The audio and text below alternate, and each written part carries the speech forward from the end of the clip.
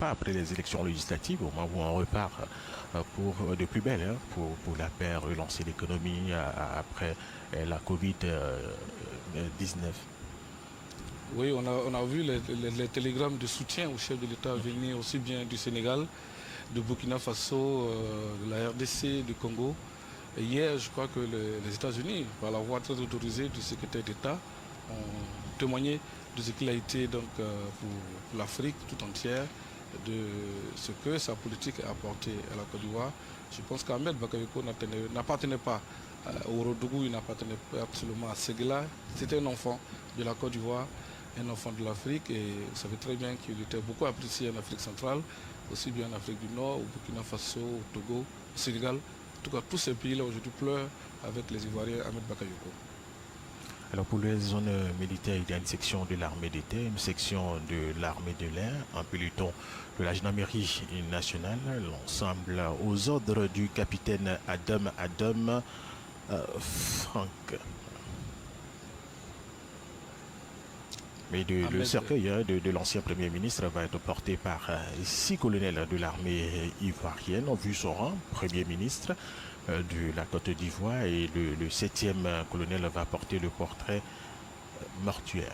n'oublions pas qu'il est aussi ministre de la Défense. Et avec Tout lui, à je fait. pense que les armées ivoiriennes ont connu beaucoup de changements positifs en termes de formation, en termes d'équipement de la flotte aérienne, en termes d'armement. Aujourd'hui, nous avons plusieurs soldats qui sont sur les fronts dans l'opération Barkhane en Centrafrique, dans le cadre des missions onusiennes. En tout cas, Ahmed Bakayoko a apporté un plus, n'est-ce pas, donc, aux forces ivoiriennes. Et donc, Charles Senga, vous avez parlé de formation. On a vu les forces spéciales qui sont allées se faire former Au Maroc. au Maroc. Ils sont revenus plus aguerris pour Ouais. faire face à l'adversité C'est ça. qu'on connaît dans les rues. Il a voulu façonner à Bobo. Alors il fallait des hommes forts à ses côtés. En tant que ministre de la Défense, il est passé par le ministère de la Sécurité. Oui. Donc il avait les policiers, le ministère de la Défense, donc il connaissait les militaires. C'est Donc ça. avec tout ce monde, le Premier ministre a travaillé. Il était aimé de tous, Oui, des jeunes, des femmes, des personnes âgées. c'est 13 mars 2021, c'est la commémoration de l'attentat de Grand Bassam qui a eu lieu le 13 mars 2016. Et je pense que la riposte des forces spéciales ivoiriennes en ce moment-là déjà a été saluée. Et le Premier ministre Ahmed Bakayoko a été nommé en 2017 au ministère de la Défense. Et tout de suite, la mission qui lui a été confiée par le chef de l'État était l'application de la loi de programmation militaire qui a été, je crois bien, votée en 2016. Et il est passé d'abord donc à la réhabilitation des casernes, à l'harmonisation des tenues, à la formation, la discipline, la cohésion. En tout cas, il faisait corps avec ces hommes. On l'a vu sur le terrain en train de manger avec les caporaux.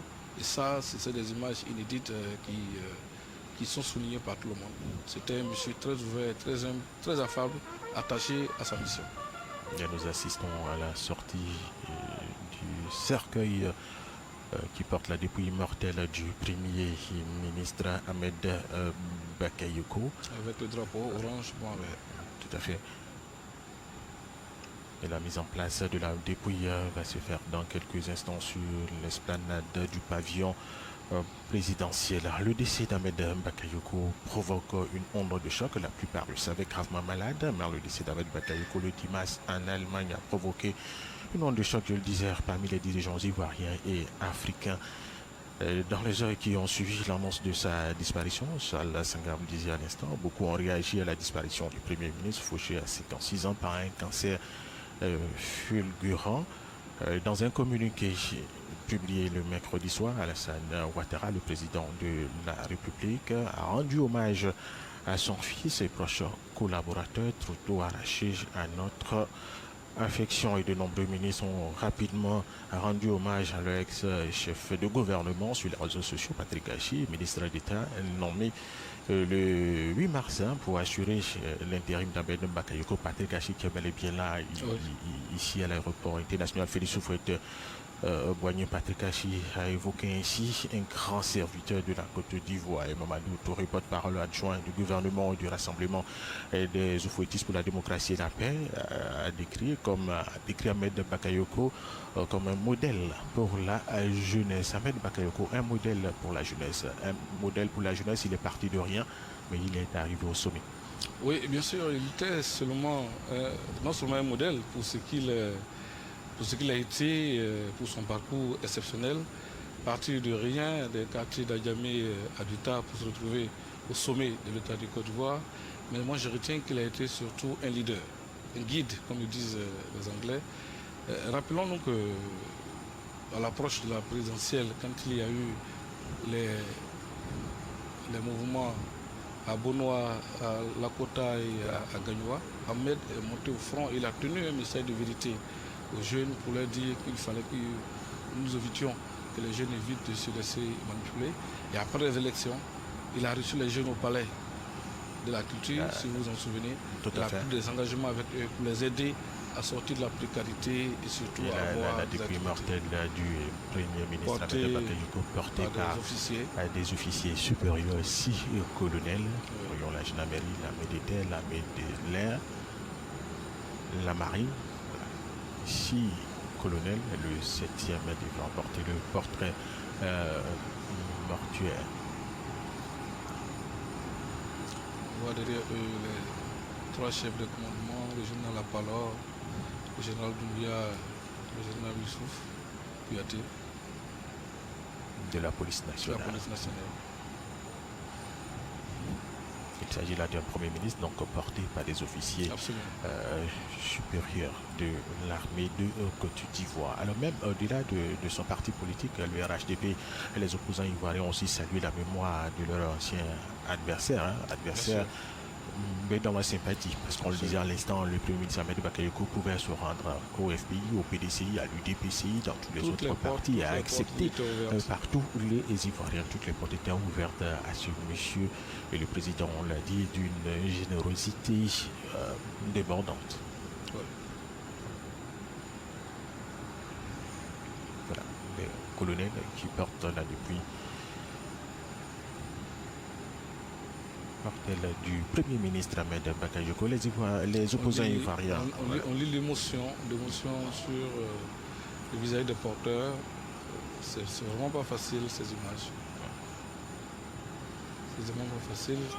Une personnalité qui était parmi nous aussi brusque parmi nous il y a quelques 3 semaines. Que ce décès du Premier ministre Ahmed Bakayoko. Je disais, les opposants ivoiriens ont aussi salué la mémoire de l'ancien adversaire, mais le président du PDCI, Emery Konan Bedi, a rendu hommage à l'illustre disparu parce qu'à la fille Nguessan Albert Mabri Touakeuse. Voilà, on soulignait qu'Ahmed Bakayoko était un grand homme qui a servi son pays, la Côte d'Ivoire, avec abnégation. Le Premier ministre Ahmed Bakayoko savait surtout débloquer la situation. Je pense que avant-hier, c'est la mission que le président de la République lui a confiée. Les témoignages à la télévision lors de l'émission de l'âge. Voilà, donc il savait débloquer les situations. Il était beaucoup discret sur son activisme, mais tous reconnaissent qu'avec lui, il n'y avait pas de solution, de problème sans solution. En tout cas, il mettait tout en œuvre pour que le dialogue, la concertation prévalent. Et il n'y a pas que les opposants ivoiriens, il y a eu aussi les chefs d'État étrangers qui ont réagi. Oui. De Burkina Faso au Sénégal, à la RDC, je parlais tout à l'heure du secrétaire d'État américain qui a fait une déclaration aussi hier pour saluer la mémoire du grand homme que fut Ahmed Bakayoko. Voilà, nous le disions, de nombreux chefs d'État, ministres responsables politiques du